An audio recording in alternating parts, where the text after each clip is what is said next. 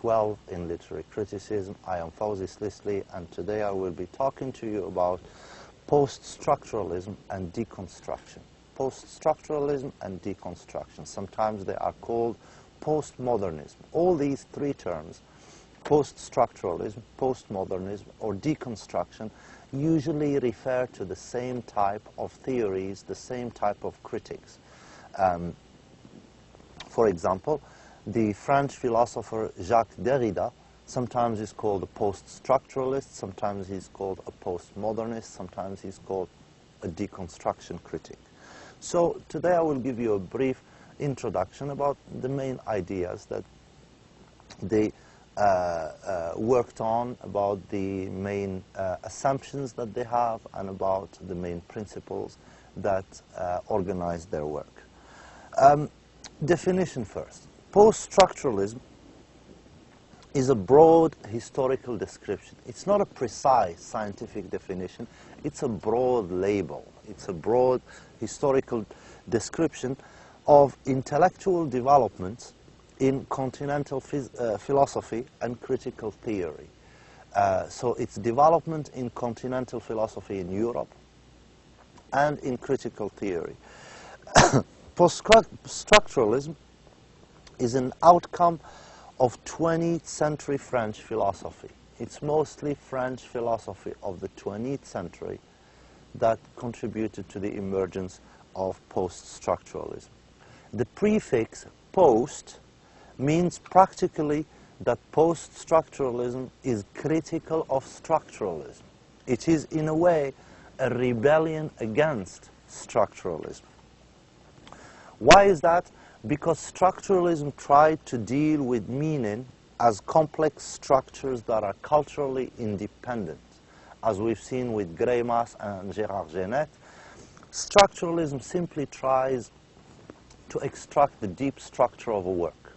And they think that these deep structures are culturally and historically independent from culture and history. That language can function independent of history and culture. Well, post-structuralism disagrees with that, and they see culture and history as an integral part to meaning. We don't make meaning, we don't signify independent of culture and history. We signify and make meaning in the middle of the hustle and bustle of culture and society. So, in that sense, post-structuralism was a rebellion against structuralism. It was a critical and comprehensive response to the basic assumptions of structuralism. Post-structuralism studies the underlying structures inherent in cultural products, such as texts, but they also study all cultural products, whether they're images, advertisements, discourse of any sort, politics, covers of magazines, anything. For example,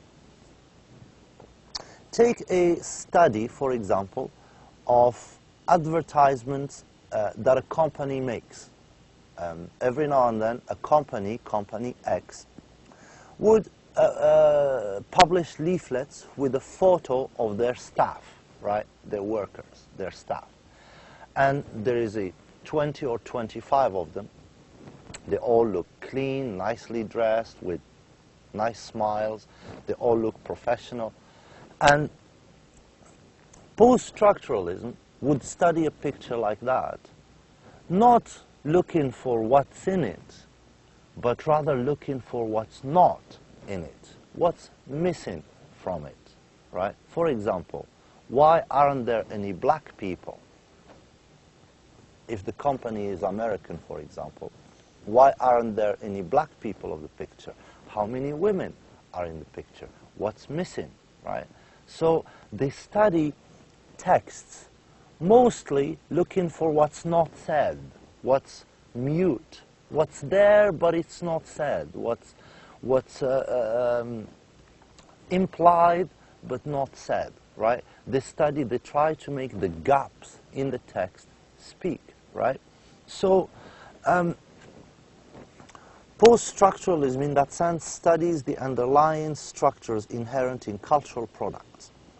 It uses analytical concepts from linguistics, from psychology, from anthropology, from psychoanalysis, from history, from sociology, from anything, any field, whatever is useful to make the text speak, then they will use it. To understand a text, post-structuralism studies first the text itself, and second, the systems of knowledge which interacted and came into play to produce the text, right? Because a text is a product of cultural and historical forces that come into play in the person of the writer or the author and produce the text for us. Well, for the post-structuralists, it's not the author that's important, but it's the cultural, historical, political forces that came into play and interacted and produced through the author this text. By reconstructing those forces, the post-structuralism tries to put the text in its institutional framework. What's the institutions that helped produce this text? Post-structuralism, in that sense, is a study of how knowledge is produced. How is knowledge produced? An analysis of the social, cultural, and historical systems that interact with each other to produce a specific cultural product. For example, a text of literature, for example, or a specific set of images, or a style of painting, or a style of architecture. What institutional forces interact and come into play to produce this cultural form? Post-structuralism has a few basic assumptions. For example, the concept of the self,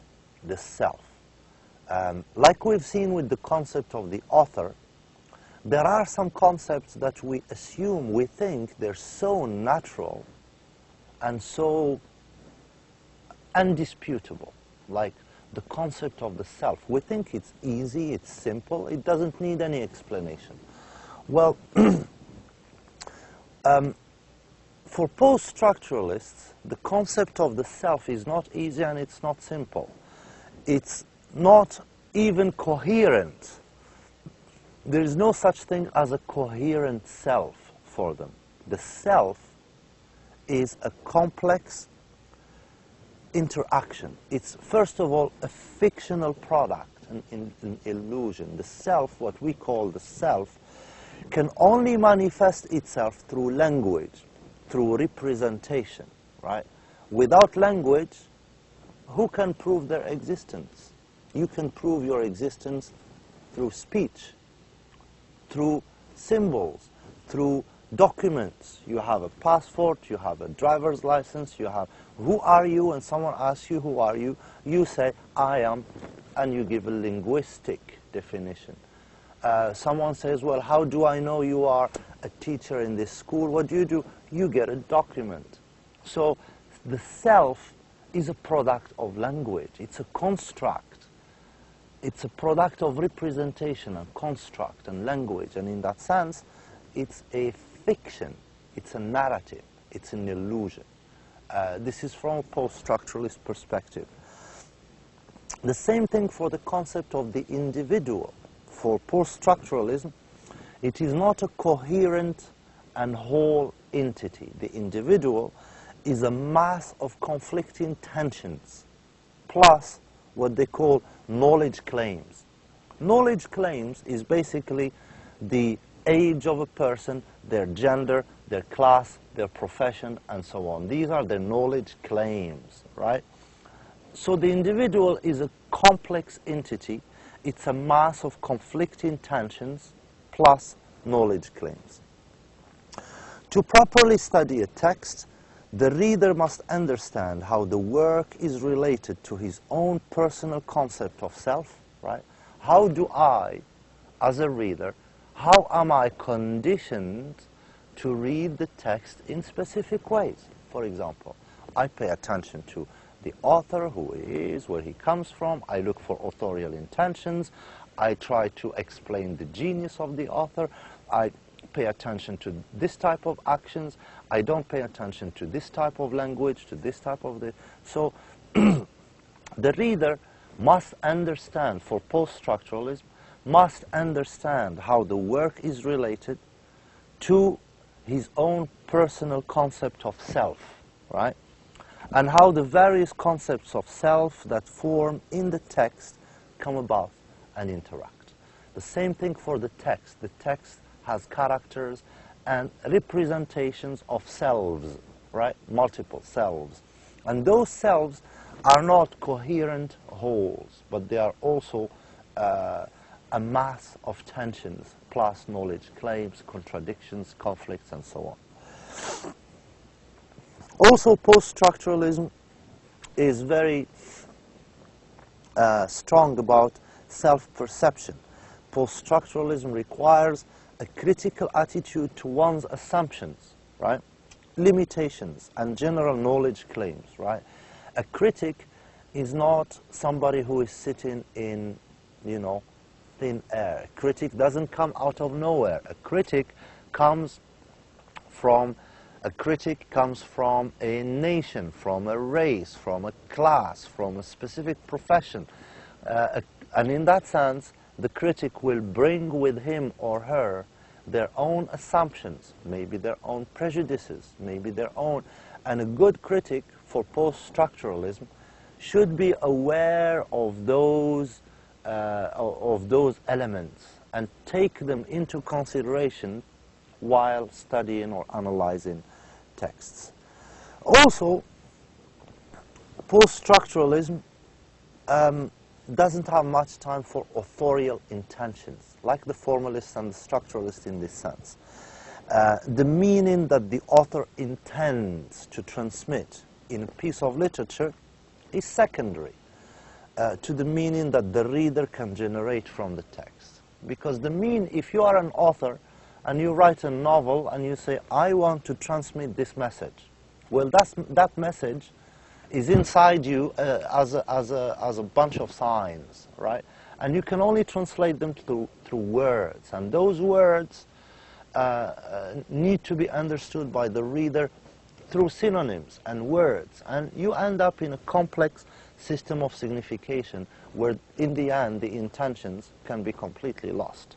So the authorial intentions are secondary to the meaning that the reader can extract from the text. The reader is more important than the author. Post-structuralism also rejects the idea of a literary text having one purpose. A literary text doesn't have one purpose, or one meaning, or one singular existence. Think, for example, of Shakespeare writing Hamlet. Whatever he intended, whatever message he intended to transmit through Hamlet, today it's completely lost. Today we make our own messages and meanings and understand our own meanings from Hamlet that are far, far away, most likely, from anything that Shakespeare himself wanted to convey through the play. To utilize a variety of perspectives to create a multifaceted or conflicting interpretation of a text. This is what post-structuralism tries to do. They try to use a variety of perspectives to create a multifaceted or even a conflicting interpretation of a text. Post-structuralism they like multiplicity of readings, multiple readings, even if they are contradictory to each other. To analyze how the meanings of a text shift in relation to certain variables, usually the identity of the reader. Post-structuralism also is interested in destabilizing meaning. They say that the biggest lesson they want to transmit is that meaning is unstable. So unstable that some philosophers say that it's a miracle that communication happens between people when people speak. There is so many things that prevent that linguistic message from going through, that it's a miracle that we understand each other at all. So post-structuralism displaces the writer and author and make the reader the primary subject of inquiry. They call such displacement, they displace the author and writer and put the reader in the center. They call this the destabilizing or the decentering. The author and writer was in the center, they decenter the author. They also disregard essentialist readings of the content that look for superficial readings or storylines. You know, the traditional interpretations of a text that come and tell you, well, look, this story is about A, B, C, D.